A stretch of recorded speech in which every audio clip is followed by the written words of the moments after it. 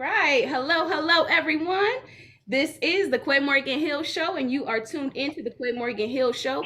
I am your host, Quia Morgan-Hill, multimedia connector, also people connector. And you already know this show is a pop culture show with razzle dazzle, laughs, uh, entrepreneurship, all that good stuff, man. And plus, it's also to enlighten you, to let you know that there's always more than one perspective in life. So on today's show, I'm super excited about it, y'all. I have Alphonso Grant, a good friend of mine. How are you, Alphonso? I'm doing great. Yourself? I'm doing good. I'm blessed. I'm blessed. So, Amen. yeah, absolutely. COVID is running rapid and stuff, and just to be able to survive that, that's a blessing right there. So, Amen. Yes. It's yeah. that's I still feel like we're in a movie. Woo! Final destination, it feel like.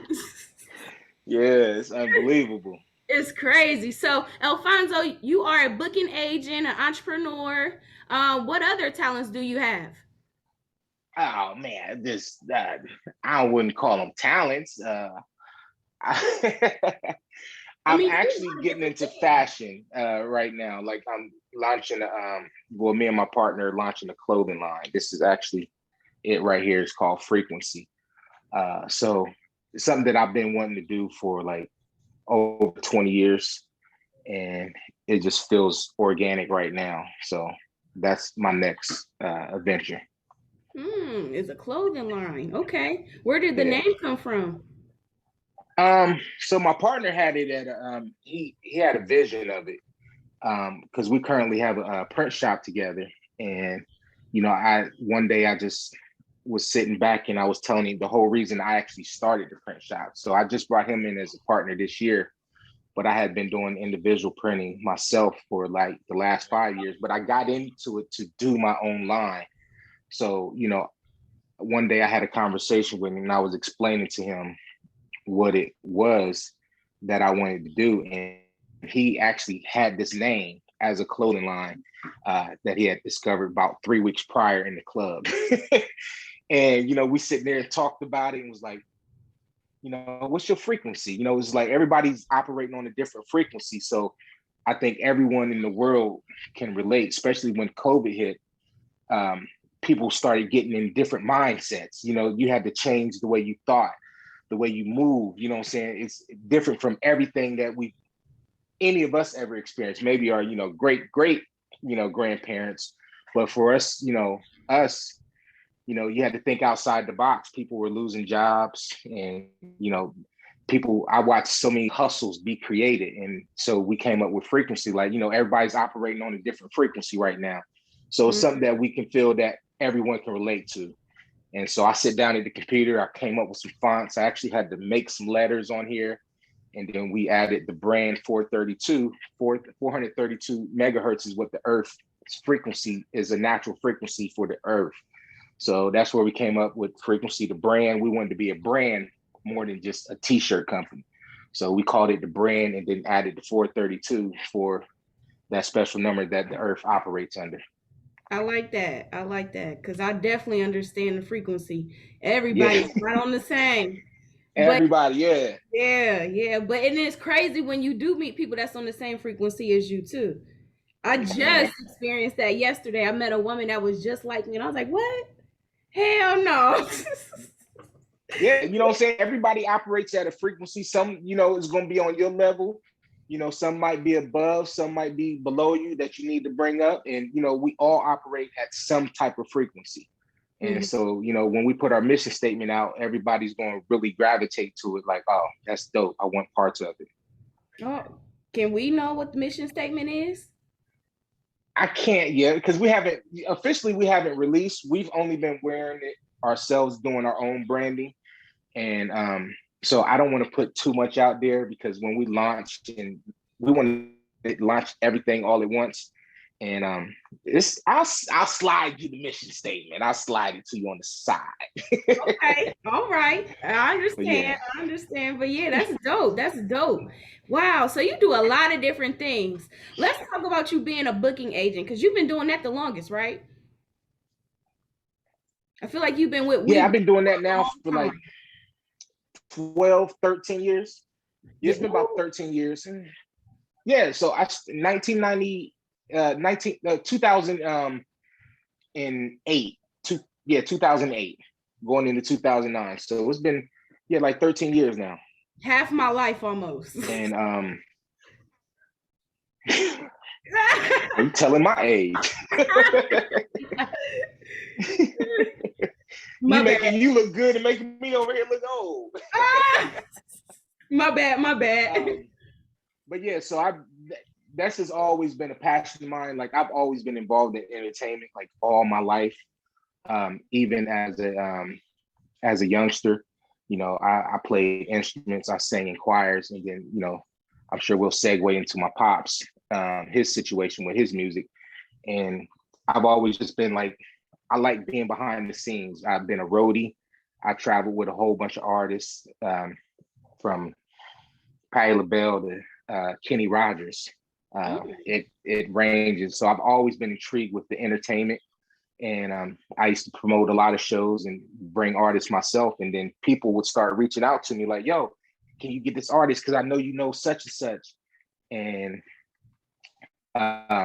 some people. Uh-oh.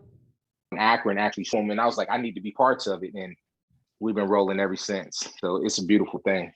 Yeah, it's definitely a beautiful thing because you are booking like big name celebrities, like the baby I seen. I was like, what? Yeah. What? But they We don't ever come book, to Columbus, huh?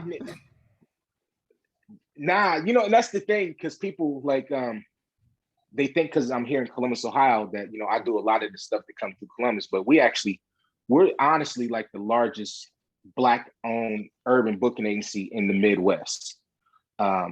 Because we've been so consistent, and our name has, the reputation of the name, we stand behind our product, which is the artist. If there's an artist that's flaky, that's been known not to show up, we don't mess with them because we don't want to take that chance, because at the end of the day, this person sent us these tens of thousands of dollars to book such and such. They come back to us. They're not looking for the artist. They're coming to us. So we try to hold ourselves at a higher level than other booking agencies, and it's been working. So I'm curious to know, with this day and age, is booking agencies really necessary? Like, can't you just reach out to the managers nowadays and just pay them up front? You know what? You can, but you have to understand. So a lot of people take those, they go straight to the artists, through their Instagram or Twitter page. But we're like Walmart. We get better prices than John Doe just reaching out into the inbox, because, if I'm booking the baby, we'll use him as an example, and I'm booking 20 times throughout the year at 60,000. Do the math. How much did I just put in his pocket? So he's going to show me love versus you coming to him trying to hit a one-time thing. So sometimes the booking agencies are still the best way to go because we have a better relationship with them. And a lot of times promoters will come to us because they need to have someone to hold accountable. So if I send you this $30,000, I know where we book them is at. Okay, the corporate office is here. We can go knock on some doors and try to recoup that $30,000 instead of just meeting somebody on Twitter and they say, yo, I'm such and such's manager, send me this money to this bank account. Gotcha. Sometimes, so we're like a security cushion for a lot of promoters. They don't want to deal with it because it's a trust thing. And like I said, we built our name and our reputation throughout the years that people feel comfortable with us. We got reviews. Like, you Google us, it's not going to say anything negative about we booked them, and we're going to pop up. So, and like I said, then we're like the Walmart of the game. We're getting bulk prices compared to, just coming, random John Doe coming trying to book somebody. So people try to go around this, but at the end of the day, they end up reaching back out. But, it works for some people, but it's the chance you take. Got you. So have you ever seen a deal where it has went bad with you guys? What do you mean when you say bad? Like the artist just flaked out, you didn't have contact with them anymore, or something happened to that effect where the money was paid but nobody showed up? Yeah, we had a couple artists, and that's when that happens. That's when we cut them off. That's when we realize, like, okay, especially if it becomes a trend. Like this artist is not showing up because of personal issues, or and we try to stay away from artists that are in serious legal issues. Because at any given day, we book you for this date, you could probably, if you got something pending, you could be in jail. Now we trying to go through, get the deposit back. We got to take care of this person's deposit regardless. Now we trying to fight with you to get our money back that we didn't refund it to the promoter. And we've had some artists that had some personal issues that, they wasn't showing up to a few shows and things like that. But, that has passed and they're back on track. It's just, it's kind of like the nature of the business, with hip hop artists and just entertainers, period. They're people, they have sick days, it's their job, but things happen, legal issues, personal issues, death in the families, things like that. They can't, it's all on what the situation is, where the promoter will feel comfortable, like, okay, it was when Trina lost her mom, she wasn't trying to do shows that she had set up. Her mom was more important than getting that money. I get it. And as a human, if you being a promoter, if I say, yo, Trina can't do this show because she had a death in her family. Yeah. Come on, But what about, okay, let's talk about like Lauryn Hill. You just got a reputation of just being late, hella late. You know what I'm saying? Like, then what? Then what happens then? Well, you know what? That if you got the reputation for that and the promoter wants to still book them, that's up to the promoter now. You take that chance, because we'll tell them, somebody up front, like, yo, they not, they gonna be difficult to work with. We give it to them all the way real, like, yo, this person's easy, or this person, they gonna be a headache. They gonna want this, and this. They gonna show up 20, 30 minutes late, no matter what time you tell them. And if the promoter say, yo, I'm cool with it, that's the promoter. They got to deal with that now. They got to deal with the lateness. When we get to a certain point, us as the booking agency, we fall back because it comes to a point you're dealing now with the manager or the road manager. You're no longer dealing with the booking agency. You've established what time Lauren is going to be there or whoever. And if it goes bad, as long as they show up. Do you put that in the contracts though? Like, hey, we told them like this was a liability that, or a possibility that, they wouldn't show up. Like, is that something that you? No. A lot of, a lot of the conversation nowadays, which is so crazy, is via text or email. Like, I've booked so much stuff that people I've never spoken to on the phone at all. What? I wouldn't do it. I need to hear a voice so I can recognize if I need to come get that money. Right, something. Like, what? That's crazy. How do you even gain trust like that? Well, again, it goes back to the name. Like, it's no different than you calling in the Verizon Wireless and they say, yo, the phones is busy, but you can live chat with such and such. You do that and you make that payment or whatever you're trying to do based on the reputation of Verizon. I got you. You got to realize when people, when they look for booking agencies, they might see us, but they're going to do some research. If you're spending some tens and twenties of thousands of dollars, you're going to do some research first. Or it came to you as a referral, like, yo, they good peeps. They did such and such, such and such, such and such. You feel comfortable via text. Some people don't know how to conversate on the phone for some reason. And it blows my mind. Yeah, I bet. That's silly. That's crazy as hell. But hey, to each his own, I guess. What's the most amount of money that you have touched as a booking agent? For a single artist? Yeah. $250,000. Come again, say what? $250,000. What? That's just yeah. Like, who was that? I think that might have been Nicki Minaj. It was about maybe, I can't remember what Super Bowl it was. It was probably about 3-4 years ago. We booked Nicki Minaj, T.I., and Lil Wayne for an event at the Super Bowl. Now, 3-4 years ago, all four of them was hot as fish grease. Nicki's just starting to cool down. So, and they were all between, Nicki was I think Wayne was a quarter, Nicki was almost more than that, T.I. was a little bit under Wayne. Yeah, so Do you we ever booked feel major like you A-list could just artists. slide some of that money in your own pocket?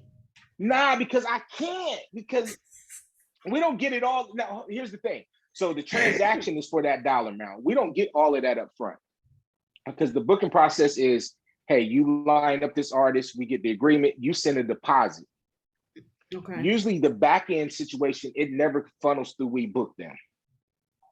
It's all dealt with. So if the artist is a $250,000, maybe 150, 125 will come through us. The rest is done on the back end with that, that manager, that road manager.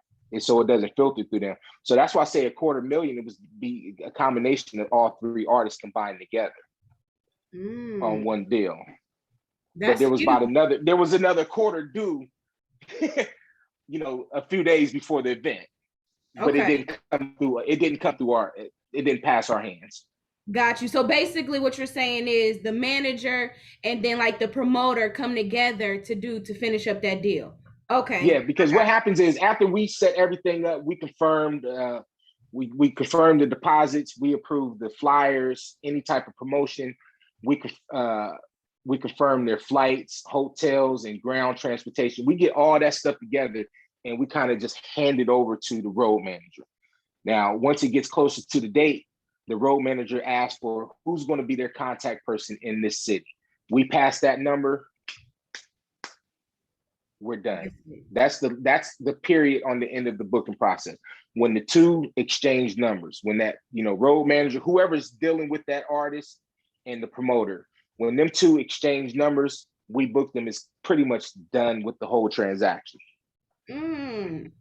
That's pretty cool then. So you just got to deal with the upfront stuff. So that's not too bad to deal with. Yeah. Upfront stuff, which is the most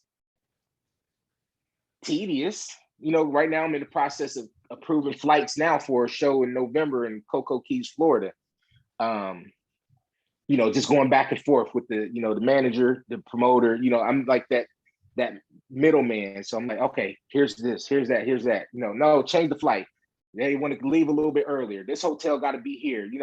What about the ground transportation? They want a 2021, not a 2020. So sometimes it's a lot. So you got to deal with the commands and all. Oh, yeah. Yeah. Ooh.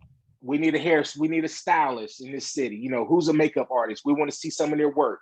And then I'm dealing with the promoter. Like, hey, this is what I want the artist to stay on the video drop or the audio drop.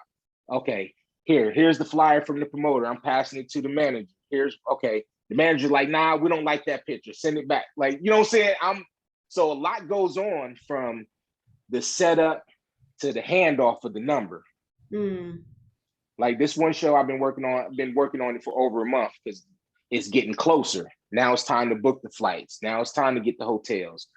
So now the communication is picked back up. It starts off, and then it comes right back. Then it'll flatline when them two exchange numbers. We kind of pretty much out of it unless we attend the show or it's something tragic that happens the day of.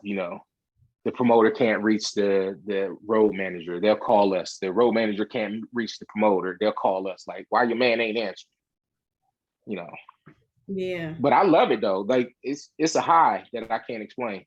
Yeah, man. Hey, I know how it feels.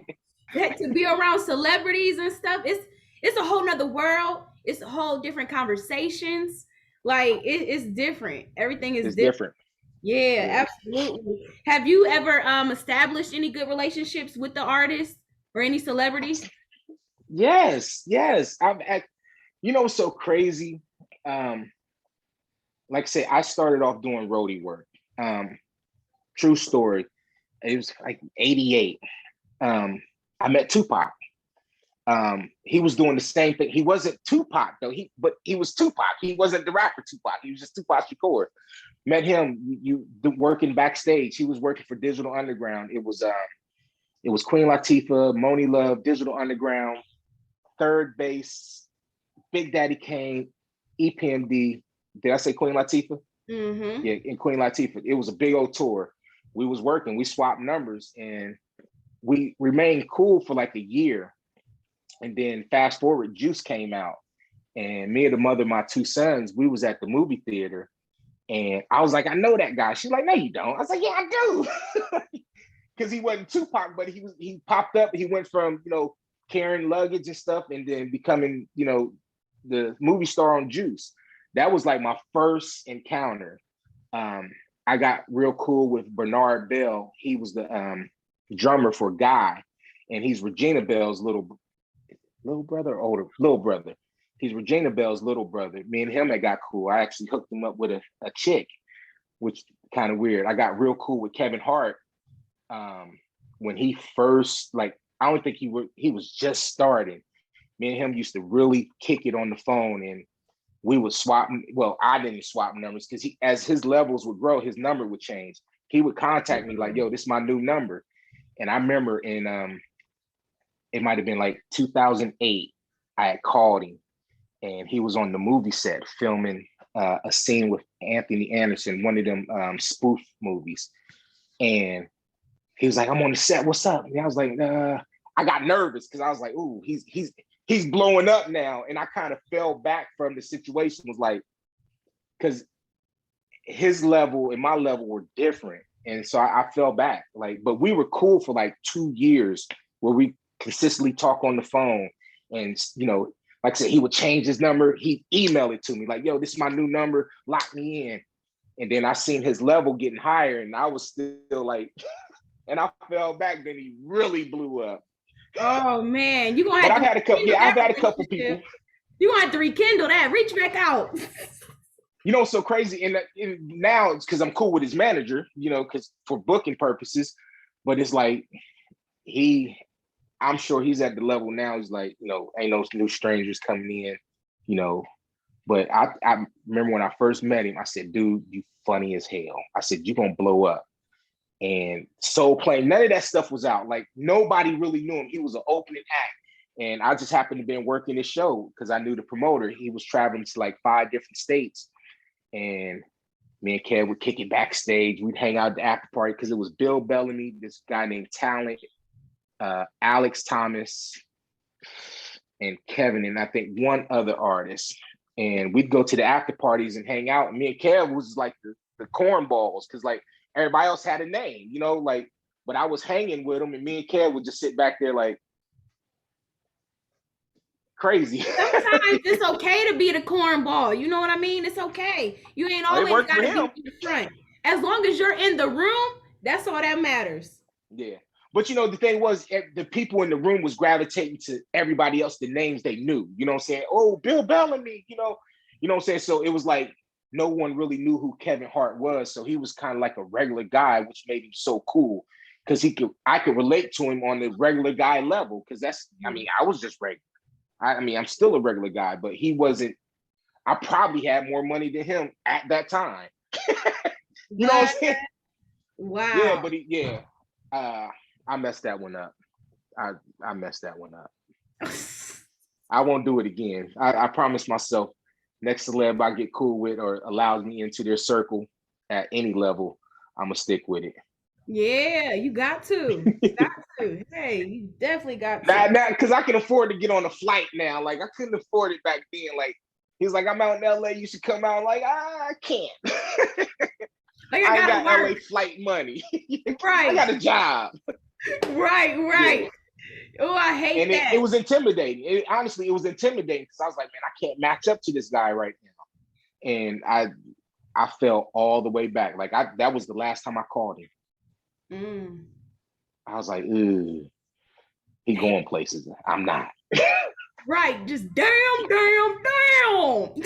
And I was talking, and it was so crazy. I was calling him because somebody asked me about booking. Like, it was like, he was starting to come up. He was making the comic view scenes, you know what I'm saying? He was popping out on stuff. And somebody asked me, and his price was so low. He was like, "Dude, I'll do it for you for $2,500. $2,500. I was like, "Ooh, okay, sweet." I told the dude $5. Right. Wow. You can't get him for $25,000 to come show up at your your nightclub for 5 minutes. Exactly. What is Fat Joe saying? Yesterday's prices is not today's prices. That's a true story. Man, dang. But that has to be dope just to see where celebrities start and now where they are. That has to be Yeah. dope. Yeah, because we had a lot of times with the booking thing, we get new artists who just come in the game, and we'll promote it like, "Yo, be on the lookout. This one's hot." Then people sometimes they be like, "Who is it?" You tell them the song, they're like, okay." Then they call back like 6 weeks later, and I'm like, "Well, they $30,000 now. You could have got them for 75." Mm. So it's a beautiful thing to watch artists grow, that you deal with on that level, because your commission grows too. Oh, so is it a percentage that you get? Yeah, so we make so for me, I keep 80% of my commission, and the 20% goes back into the company. So I'm kind of like not an independent contractor, but I lock in a deal. I go out and solicit a deal for an artist, and I see it all the way through. It's only fair. The 20% keeps the business going, advertisement, maintenance of the website, new business cards, promotion, things like that. Mm-hmm. But each deal is different based on the artist. I'm not going to make the same amount of money off of a $10,000 artist that I would off of $100,000 artist. For sure. For sure. So, But yeah. is there like a standard fee? Like, is it 5% for you, or like? Um. I mean, if it's too personal, you ain't got to answer. No, it's not really personal, because so the lower the artist, like the least I'll be honest with you, the least I'll make on any artist, on like a small artist that's like a $5,000 artist, I make $350. Oh, that ain't worth it then to be messing with the small artist. You need Well, the big tickets. but you know what? A lot of people don't have big artists money, and Well, I mean, if I can, only depend on the market though. Like people in Ohio probably don't have money compared to people that's in California. absolutely, yeah.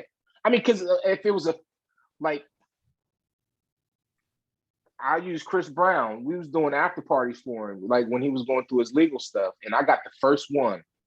Me personally, I got the first one as soon as he got cleared to do events, and like I make $5,000 off of Chris Brown.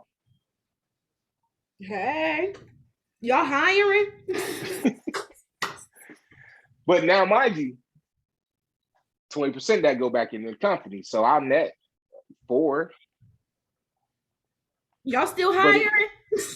but the process is different. The level of artists, the level of the need, they get a little bit more needier. Mm. It's stressful. It can be stressful. Oh yeah. Because the more money the promoter got on the line, the more he's gonna be breathing down your neck. Mm. Like, dude, I just sent you $25,000. Where my video drop? You said Chris Brown was going to do a drop. Then you dealing with the artists. They being an artist, taking their time. You like, now I'm in between some heated discussion now, because a lot of money's on the line. 5,000 on the line. Like, hey, all right, we get to you. Right. You probably like, just chill. Just chill. I got you. I got you, buddy. But, you got 20, 30 on the line. Hey, let me make that phone call for you real quick. I was out with the family, but I'm gonna stop everything I'm doing. Right. So, do you remember a few years back in Columbus where they said there was a fake Bootsy that came into town? Yeah. You remember that? Okay, yeah. So what if something happened like that through the booking agency? How do you handle that if somebody came as an imposter of the artist? I don't know. That's a good question, because thankfully we weren't the ones that booked that one. I do remember that. I remember that. I was like, really? Right. But I don't I'm know. not even gonna lie, them pictures did not look like Bootsy. Them I pictures, seen some of the pictures. I was like, ugh. yeah, like that don't look like Bootsy, baby. And again, I say it comes back to, because this is how I feel sometimes. When a lot of artists come through Columbus, if certain people bring them, I'm okay with them not dealing with we book them, because I know there's some heavyweight promoters here that got their own relationships. They've been doing it for a long time. I get it.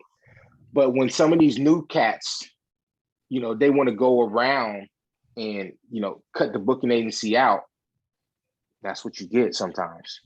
I mean, that's where it comes back to, not dealing with a liaison to, make sure you got the real Boosie.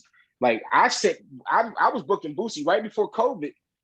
We were selling verses, and he would you give Boosie a certain dollar amount. You go out to his house, at his personal house, and you'd record song, video, whatever. And we was doing that a lot right before COVID, or was it during COVID? It might have started. I think it was during COVID, because that was way, he could make money. Like, hey, come out here, because wasn't nobody doing concerts. It was a whole year and some change went by. Concerts didn't exist. Right. And artists had to recoup it some other way, because they wasn't really getting in the studios, and there wasn't a lot going on. People didn't have the money. And we flew people out there, but, they felt comfortable because it was we booked them. Like, yeah, they rock with Boosie. They rock with such and such. I had somebody undercut me. Well, I had somebody try to undercut me, and the manager raised the price on him. Then he tried to come back to me and say, I said, I can't do nothing now. The price is locked. Since you want to go around me thinking you can cut a deal, the manager raised the price on you. You're going to get the artist because you really want them. They raised the price by $5,000 on them. See? Because you tried to undercut. It's like you trying to backdoor a best friend or something. Like, they don't understand sometimes we got these relationships that we deal with them. We booking them all over. And the manager's like, nah, I rock with Alphonso. I rock with we book them.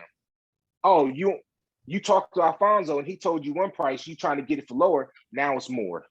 You trying to, you know what I'm saying? Right. It's friendships and relationships. This is business ships too, at the end of the day. I had somebody try to do that one time with me too. And they were salty. You can't do nothing but shake your head like, oh, that's hey, yeah. Whoops, sorry. Yeah, you thought you could do what I could do.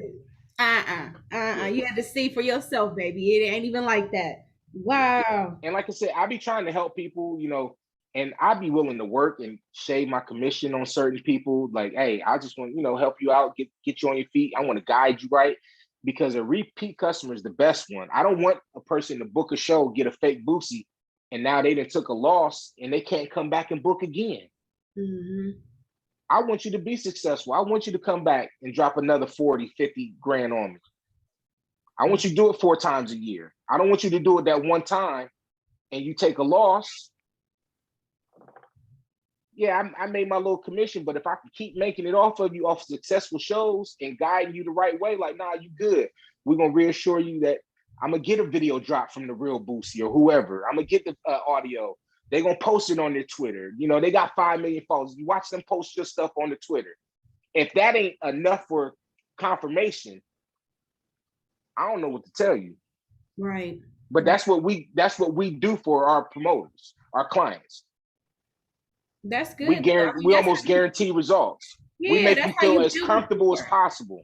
Yeah. Right. I get that. I don't care if you send me $1,000 or $100,000. How that man that values his $1,000 is going to value the same way 100,000. Hey, that's all he had to spend. He can't afford to lose that 1,000. And we give that same result to everybody. We try to get video drops, make sure they get posted on their social media, all that, to make the promoter, and it also helps promote the event. Absolutely, it does. It's all a part of strategic planning. Absolutely. So yeah, I get that. Being in the music industry, well, I'm not even in the music industry like you are, but You in the just being entertainment around, industry. yeah, just being in the entertainment industry, just being around, I'm kind of getting used to seeing different things and how it works. So Right. yeah, so it's understandable. So I'm curious to know, what artists do you look forward to working with? Like, is there any ones that you are like, yes, book them, I love them? Man, I don't know. Cause I was honestly, well, I really haven't had that buzz since Cardi B. Okay. Because that was a relationship that started. Um, I got a I got an inbox on IG. I wish I had my old phone. I could tell you how old it was, and it was Cardi B. Like, yo, she was still a dancer, and she hit me, was like, yeah, I'm about to start rapping, blah blah blah blah blah, and because she saw I was a booking agent, smart thing to do, reach out to booking agency, get you bookings. And I was like, well, how much you asking? She's like 2,500. I'm like, I don't know who's gonna book a stripper for 25. I really never heard of Cardi B. Fast forward a couple years later, Love and Hip Hop. I'm like, Yep. oh, she might be on to something. And then, just watching her grow, establish the relationship. I was real excited about saying now book Cardi B. She even before while she was on there, like her music, we just knew she was gonna pop. She just had that it factor, but I didn't see it until Love and Hip Hop because I didn't know her personally. It was just a inbox exchange. Then it became, text message exchange. Then it became manager. You speak to my manager. You no longer speaking to me personally because I was speaking to her personally. But it was Okay. like I saved all the texts too because I was like, me and Cardi B used to chop it up about booking. Ah! And Do I you think the ever last show time your she was kids here, like the old text messages from celebrities? Like, hey, I know them. Like, look, I got a receipt. Like, like I remember when Christine Milian shouted me out on IG. It was probably about 5-6 years. I can't remember how. I still got that screenshot. I was like, oh, thank you. Thank you. oh, you was in No, love. but I really right now, there's nobody I'm really excited about like to see come up because with COVID, it's still the shows are still it's different. Um, it's not like it's building back up right now, but I don't know. It's the fizzle is not there. Like I really just trying to get back into that booking mindset. Like, wait a minute, okay, shows are starting to happen. People starting to get back out. Venues is opening up. So I got to find that special person right now. I'm still looking for who it is. I'm looking forward to seeing being the next best, next one on the list. Mm. Now with the vaccine that's out, do you think that it's going to change booking and shows and stuff like that? I'm gonna be honest with you. Just I think the concert goers never gave a damn. That's just me personally. What? Why I you think say that? people, I really think people that go to concerts, like the rock concerts, pop, hip hop, anything, those style of people don't give a damn. I don't think they ever did. It was the government that really shut stuff down that stopped that. You see what happened when Trey Songz came to Columbus in the heat of COVID. Right. And They nobody came had out no mask on, no nothing. They didn't even really have clothes because on. I'm gonna be honest with you. Let me tell you this. This is honest God truth. If it was in the middle of COVID and I'm at high risk, probably my age, I got diabetes and high blood pressure. If Oh, New Edition came to town, I'm there. ah! I mask up, whatever, I'm going. And I think that's how I think. Like, if it's my favorite person that I want to go see, it can be in the middle of a. Long as we ain't touched and I can get it by touch, I'm gonna take that chance and I'm going to see New Edition. And I think everybody feels that way about their favorite artists, and they have been ever since COVID existed. It was Mm. just the government that was restricting us. I mean, if you think about it, ride down on campus, go through the short north. I mean, COVID's still out there, and you can't tell me all them people was vaccinated, especially the younger people. And the younger people don't care because they was the ones that least at risk. That's true. That is so true. Even at the OSU games.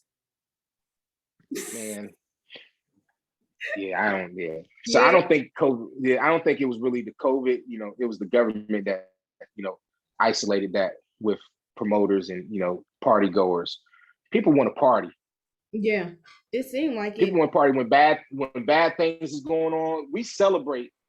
If it's something bad, you be like, oh, I gotta get out the house, get me a drink. I gotta be around some people. If something good, we going out, pop bottles, we celebrate. We're gonna be out and about. And that's So across the really, board on all anytime walks we of life. partying, good, bad, and We danger. find a reason. Hey, my dude just got married. We going to the bar. How many divorce parties like women I done seen in flocks where they out celebrating? Like, what y'all out doing? Oh, my girl, she just got her divorce finalized. Oh, y'all kicking. Oh, I know somebody personally that did that. So I know exactly. Yeah, we celebrate.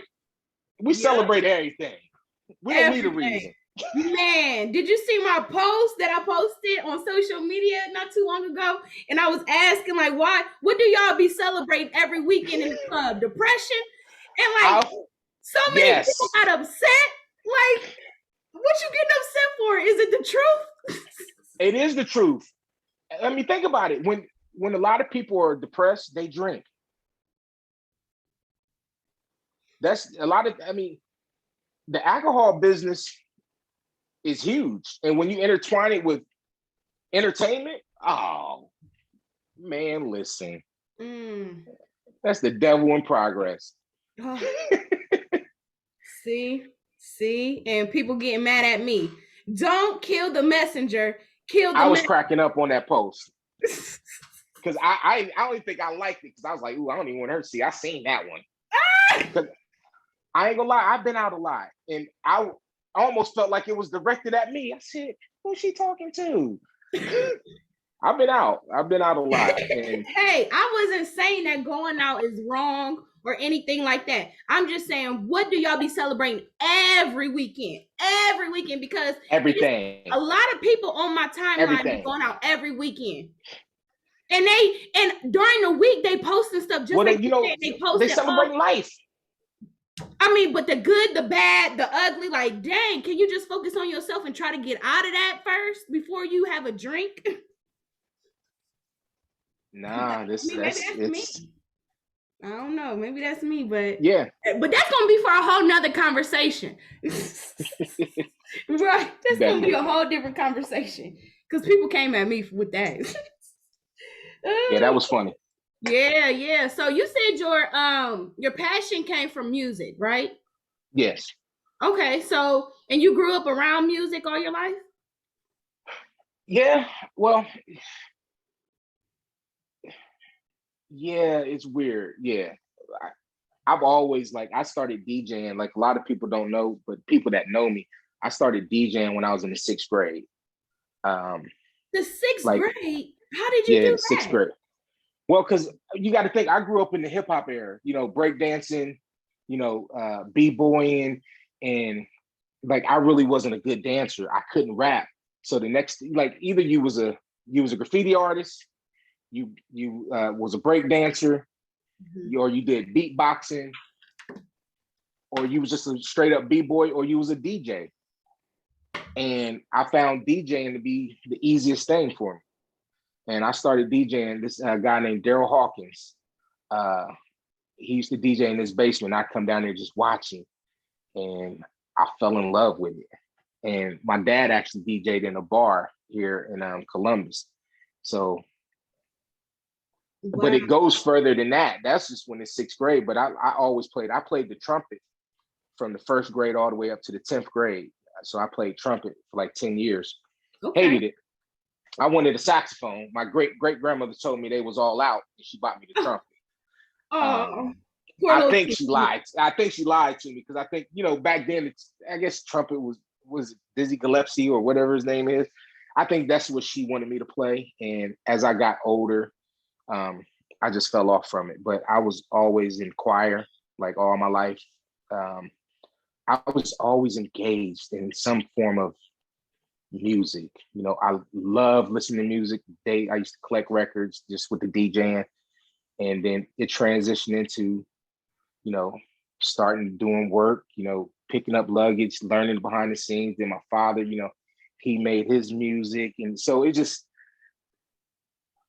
I did my first talent show when I was in the 7th grade, and I actually performed in it, but I put the whole talent show together from A to Z at wow. Hiltonia Middle School. Because I didn't understand why they didn't have talent shows and you saw them in the movies. And they was like, we can have one, put it together. No problem. I can do that. I went to Yellow Pages, looked up places to rent equipment, held auditions after school, and told kids, you know, if you got to get permission from your parents and you got to catch the bus back home, because Hiltonia was on the west side, and I grew up on the southeast side. So everybody I knew was bused onto the west side. I put that talent show together and actually performed. We did the last performance of the night. And that's when I found out I want to do this behind the scenes stuff. So that's how you knew. Okay. That's And ever since then, yeah, I've been doing it. Like I put some cats, I sent some cats to the Apollo because I found an audition. And I used to go through the dispatch and look for auditions, like for music, for recording contracts, talent shows. And I've been hooked ever since. It's crazy how music would do that to you. Yeah. But let's talk about your dad, Norman. That is a good man right there. I met him when I was at Talktainment Radio. He is super dope. I met him with when he was with Greg. He was hanging out with Greg. What's Greg's last name? Rest in peace. Yes. Greg Thomas. Yep. Greg That's Thomas. Who showed me everything that I know. Really? Yeah. That's who taught me everything I know. Greg, yeah. And I met Greg. That's who got me into doing roadie work and learning production on how to run a show behind the scenes. You know, the production manager. He told me everything I know about entertainment, the behind the scenes as far as putting the show together, you know, doing sound checks, all the stuff that goes behind the scenes for when the consumer is in front of that stage and the performance takes place. He's taught me everything to build up to that moment. And I met him on accident. And he told me he was my dad's road manager. When I told him who I was, he was like, I used to be your dad's road manager. And from that moment, he took me under his wing and called me his nephew. And nobody thought anything other than Greg Thomas was, you know, I was his nephew. Oh, and that's the type of person Greg was. He just always was just so lovable, kind. He would give you the shirt off his back. He was just one of a kind. I don't if think it wasn't I've for Greg, I met seen a all person like parts that. of I seen all parts of the United States because of Greg. At a young age, I probably wouldn't have been able to do that if it wasn't for Greg, honestly.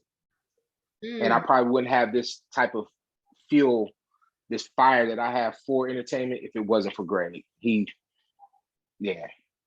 Oh, that's a nice tribute right there to Greg. Yeah, I hope that's he's my guy. watching down on us. Definitely. I know he is. Yes, but your dad was a musician. What was the band that he was in? What was the name of the band? It was the group was called We. We. WEE. Yeah. And the name of their album was called Aeroplane. AERO. Right, and it got sampled by Kanye, Frank Ocean. Oh my God, Helter Skelter. It got sampled by Logic. I think Mobb Deep, Talib Kweli. Wow. Man, Erykah Badu's baby dad, not Andre 3000. Jay Electronica.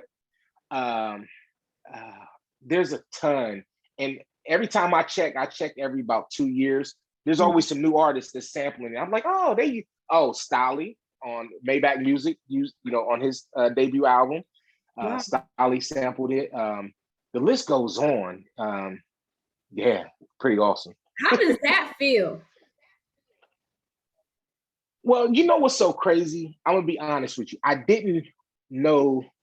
Well, throughout my years, because of course anybody that knows Norman knows he was locked up for 30 years. Mm-hmm. Um, had he not went to prison, he would be equivalent to our Isley brothers. Somewhere like he probably could have changed the dynamic of music, created his own little lane. But everywhere I went, I was proud to say, yo, my pops, Norman Whiteside. They were like, oh, that's Lil Whiteside. So it was just like, everybody respected the music in him. And it wasn't until like maybe 6-7 years ago where I realized so many people were sampling him. And then when he got nominated for the Grammy, because what happened was they re-released his album. His album was selling, a copy of his album was selling as low as $1,200. I'm like, who's buying this? like it was at one point in time, one of my brothers had albums just sitting because they had just been sitting. Then now they're turning into gold. $1,200 for one of my pop's albums. Wow. And then that's when it's like I said, so it's only been in like the last 7 years or so. And I was like, ooh, he popping. But when he got nominated for the Grammy, like kind of dope. Yeah, you knew that was it right there. Like, yeah, that's my daddy. yeah. That's when you hope you walk a little bit different. Like, yeah, was your dad nominated for a Grammy? Oh, mine was though. Right. Oh, that's dope though. Norman is a cool dude. Is he doing all right? I haven't seen him on Facebook. Actually, yeah.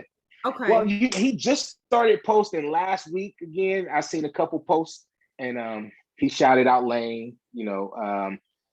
He appears here and there now. I think the social media hype then died down because when he came home, it was a new thing for him, and he used that to build his platform, and now it's working for him. Good. Yeah. So I'm assuming that he does own his masters, or he did the right, like he knows the business side of the music industry. So when somebody samples his music, he gets paid from that sample, right? And they got absolutely. Oh yeah. So when he came home, because I personally never seen royalty checks in my life. Because like I said, I'm not an artist. I really don't deal with artists at that level where they showing me their checks. He showed me royalty checks, and I was like, oh wow, like from Ellen DeGeneres, because the music was played on Ellen. Just royalties from the producers. I never seen I took pictures of that too, because I was like, this is kind of cool, just to see how royalties are broken down from TV networks, radio, the production credits, and so yes, long story short, in his time in prison, he had been collecting royalties. That was almost what he was surviving off of, royalties. That his tail end of his time in prison, that's when royalties start kicking in, because a lot of people started sampling him, and it was like pretty cool. That's dope. Yeah, he came home he had a nice, it was a good welcome home gift. Ain't nothing wrong with that. And it was enough for him that he took all his kids and he gave everybody money. He was like, who gives money to people when you come home from prison? We should be giving it to you, But yeah, the royalties is goes to show you how big his heart is. Absolutely. So, yeah, you got some nice people in your family, from Greg, from your dad. And me. Yeah, you're right. I got to give you credit too. You're right. Do you think he's still gonna work on music? He still does.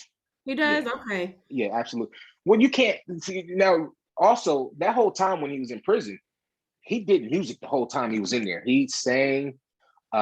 He was part of he ran the ministries, and so that's embedded in his blood. He's self-taught on the piano. Some things like that you can't take out of a person. Mm-hmm. I think personally he should write some songs and submit them to, other artists out there because he's a great writer. He puts me in the mind for he always has a Lionel Richie. Like he just gives me a Lionel Richie feel. Like I love to hear him sing. When he first came home, he would go live and he would get on the piano and he'd take requests and sing. I used to always try to get on there. There's one favorite song I love hearing him sing, but yeah, he still does music. That's dope. That's dope. You need to be on Versus. You need a Versus battle. They need to do like one hit wonder Versus. Right. But then it would be, they need a whole bunch of them because then you got to make the show at least an hour long. Yeah, I mean, that's cool. We can do that. It could be different rounds. Definitely. Then, we could do something, but they're going to steal our ideas. So we're going to have to get that copyrighted. Facts. But man, this was great talking to you. I learned a lot. I didn't even know that you could touch on that much money being a booking agent. And wow, I'm just blown. Yeah. Well, so crazy. The owner was telling me one time, like we had to change to a different type of account because so much money was being filtered in and out.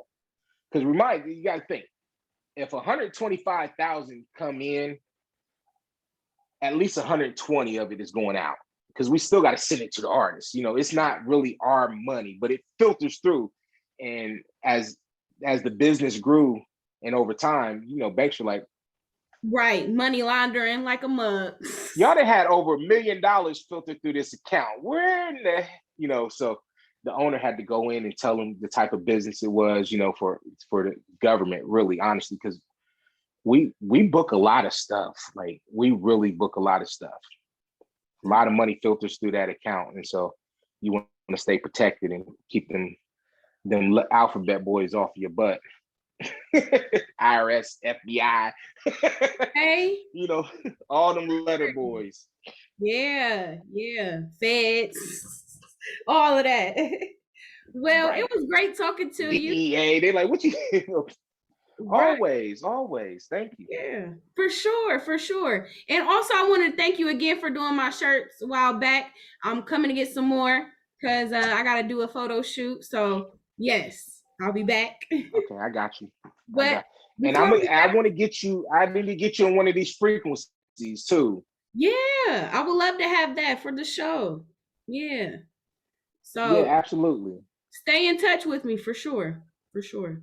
But before we wrap things up, I want to do motivation of the day because I always love to leave on a positive note. So my motivation of the day is the happiest people don't have to be the best in everything. They just make the best of everything. So I'm gonna leave it right there, and I'll catch you all next time. Alphonso, thank you again, sir, and I will holler at you. God bless you, and have a good night. Peace. You too. Bye-bye.